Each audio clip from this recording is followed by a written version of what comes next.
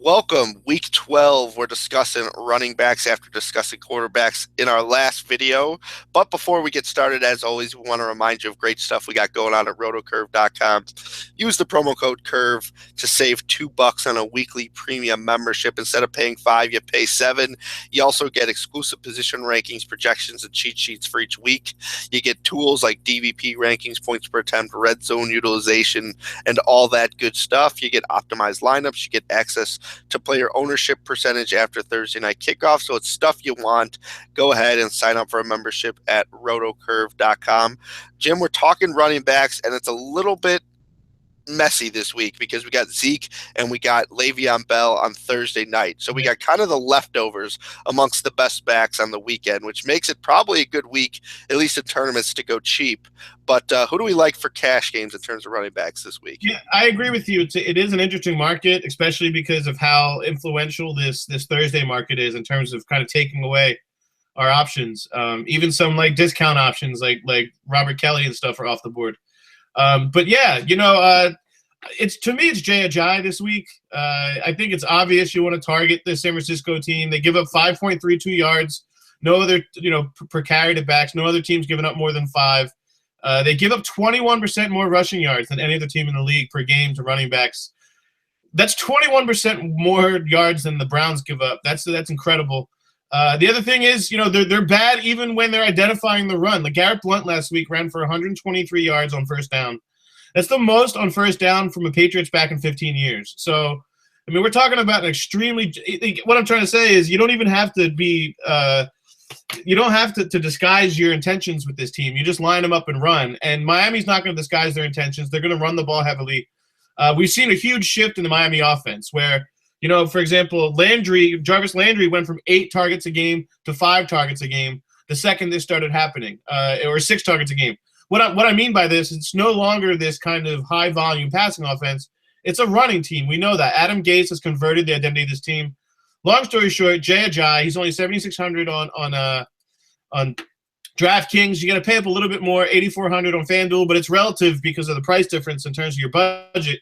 I just think you base your lineup around this guy. Other than that, it's David Johnson. Obviously, I think we can all agree he's kind of the Antonio Brown right now of this slate because Bell is off the slate. In which by Antonio Brown, I mean just the high floor, obvious cash guy. I don't care if he's covered in chalk. We just saw the Philadelphia Eagles pound this Atlanta team. They really demoralized this Atlanta front seven to the point where they beat them up and got them off the field. They didn't want to be there anymore. I think David Johnson can offer that same element. That's also why I'm on to Johnson in cash more than I am, say, Palmer in cash, and I'm inversing them in tournaments. So, yeah, that's the idea. Those two guys I'm building around. The other guy would be I actually like Thomas Rawls. I think he's fine in terms of being banged up a little bit. He finished that game strong. Another eye test thing. He just looked great against Philly when he did have the ball. He actually caught the ball several times too. You were saying, I don't think Alex Collins or any of these guys is going to take too many touches in the receiving game. I don't know, 3 to 4 catches against Tampa, plus 18 to 20 touches, less than $6,000. I think if you're going to pay down, you're going to do Johnson or Rawls or Ajayi and Rawls. You can afford to still pay up at receiver. Yeah, I mean, I'm mostly on the same page. I definitely like Ajayi. I definitely like Johnson. But I think a pivot, if you need some salary relief to Ajayi, is Melvin Gordon. Now, Ajayi's probably the more solidified of the two and the one that I will probably end up using, to be honest with you.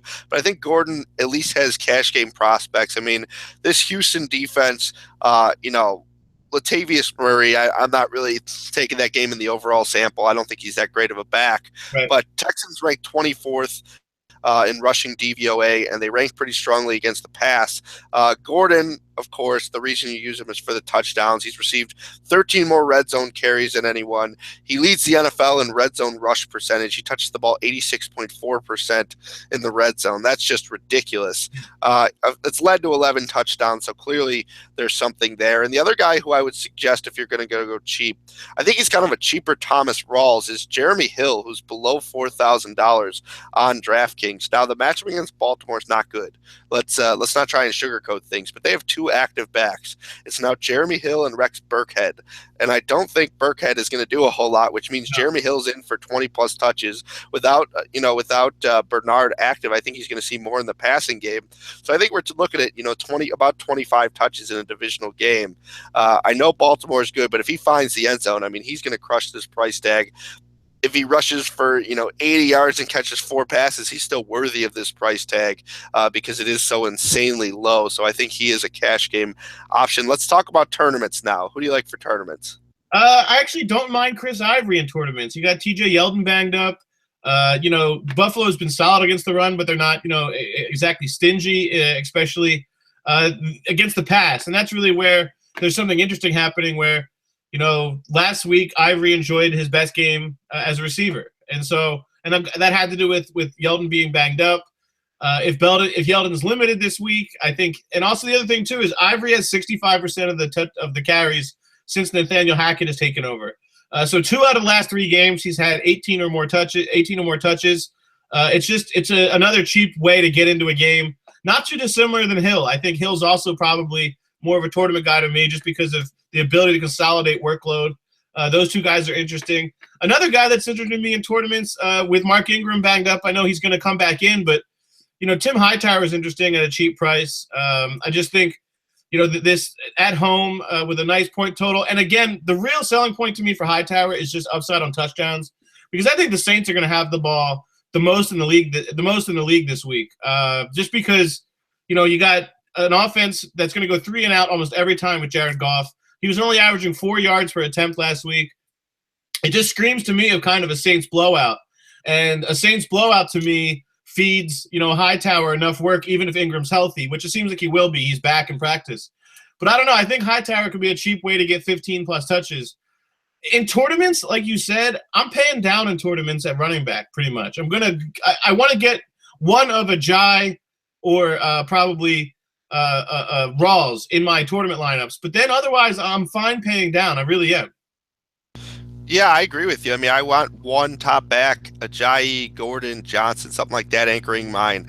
But I'm willing to go to a bunch of these lower tier guys, starting with Spencer Ware, who's not necessarily that cheap, but he's a guy who has shown to be an RB1 in matchups before. And this Denver team is struggling against the run pretty quietly. Over the last 3 games, you look at it, 4.87 yards per carry they've been allowing. They have allowed during that span the 4th most fantasy points to opposing backs. So this Denver team is struggling, and obviously Kansas City, a team coached by Andy Reid, is going to try and pound the ball. So I really, really like his prospects. I could even see him, as a cash game. If you run on a salary, you can't fit Melvin Gordon or something as your second back. I would feel comfortable going down to him. Another guy that I like, you mentioned Rawls, but in the same price range as Todd Gurley against the Saints.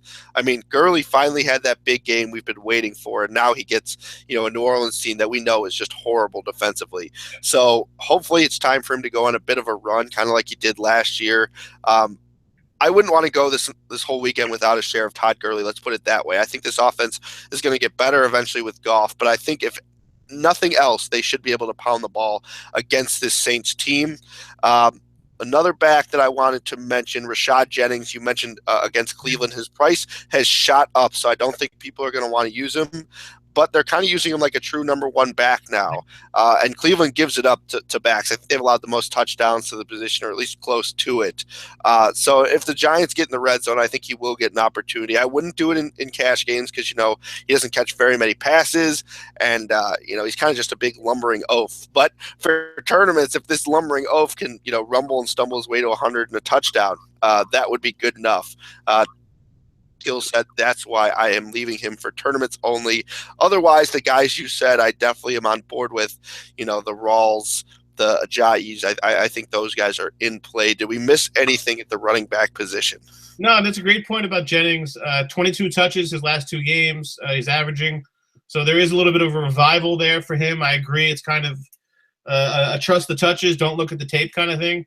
The other thing, one guy, it's really just a DraftKings play because his price is still so depressed, is Lamar Miller. 5,800 on DraftKings, 25, 26 touches can be expected. It's just, to me, it's purely, and also since all these injuries to the front seven in San Diego, their rush defense has kind of faltered. They're still missing, Denzel Perryman. They're still missing their inside backers. So, yeah, it's a situation where I think 25 touches at 5,800, that's cheap enough for me. It's another tournament guy. Yeah, if I weren't – the last name I want to throw out there is Kenneth Dixon because it's a good matchup for the Baltimore backs, but I'm not sure about the role. And the problem is he's nearly the same price as Jeremy Hill, who's guaranteed all the touches. So I want to do it. I think one of these weeks, we're not going to talk about Dixon. He's going to end up being the hot hand, going for 20 carries, going for 100 yards and a touchdown. But this week, it's really hard to recommend him over the likes of Hill at nearly the same price tag. So I want to do it. I want to throw that idea out there because I think Dixon one of these weeks is going to emerge. But this is probably the wrong week for it because you got a guy who's in such a strong position at the same price tag. But that's all for us for backs this week. Before we go, though, promo code CURVE, save $2 on a weekly premium membership. Want to reiterate to go to rotocurve.com and check that out. Get all the great stuff that comes with a membership, like rankings, projections, cheat sheets, the optimized lineups, and the player ownership percentage. So, again, promo code CURVE, pay $5 instead of $7. Stay tuned because we still got some wide receivers and some stacks to talk about.